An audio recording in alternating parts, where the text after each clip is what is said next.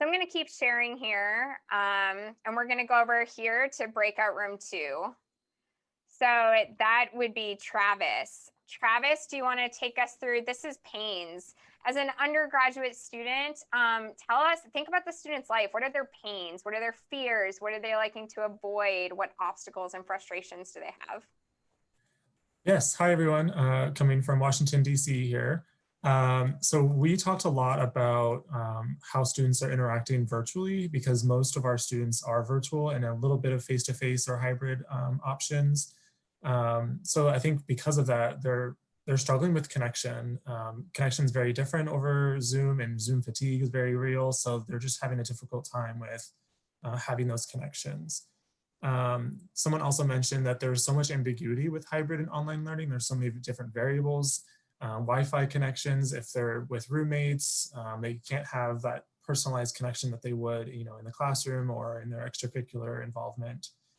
We also said that someone said that they're being blamed for causing some of the issues, like they're socializing more than some of our adults, and so maybe they're being blamed because they're spreading the COVID-19 because they're having all these social events. Or someone mentioned the no loss generation mindset. So those are a few things that we mentioned. Awesome. Thank you, Travis. And then we'll come down here to breakout room 7. So Tabby, Matt, Arlene, and 2 other superstars. Matt, do you want to share your group's discussion around the pains of undergrad students? Hello.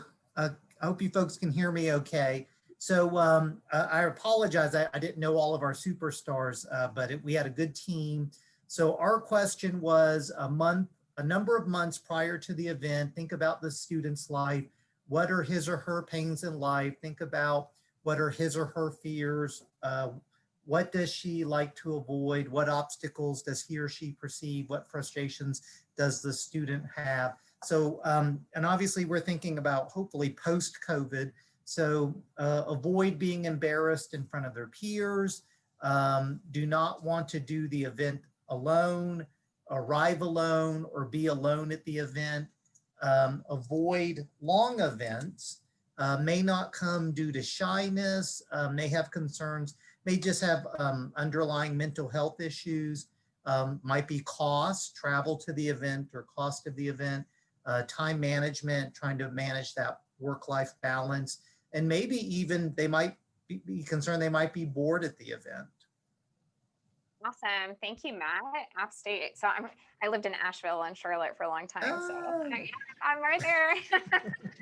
So I love this. And so this is, I would say like, this is kind of like that intro to events, that intro concept here.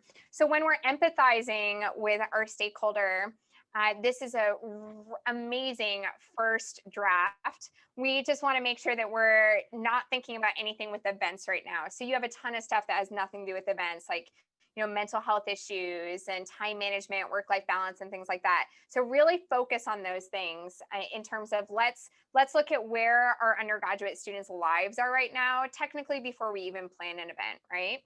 So now we're going to jump over to the students. Who from the students is going to present what your pains actually are right now? I will be. All right. So for our pains in life, we wrote down that it's trying to remember everything, like all of our assignments, just our lives, BS assignments and like busy work, and everything is different in different classes. Also, things that are just competing for our screen time, our eyes, whether it be social media or classes. And also being unmotivated or hard to get motivated just to be in an online learning environment for everything. Personal life issues is a big one, and routine, like we need to get one or it's hard to have one with classes always changing and assignment times. Being stuck inside is a big one for a lot of us too, because a lot of us don't go outside. And then the time of the event, if the event is going to be on a Thursday or Friday night, like it's a lot harder to go to those than, let's say, 2 to 3 like this one is. Awesome. Thank you, Brian.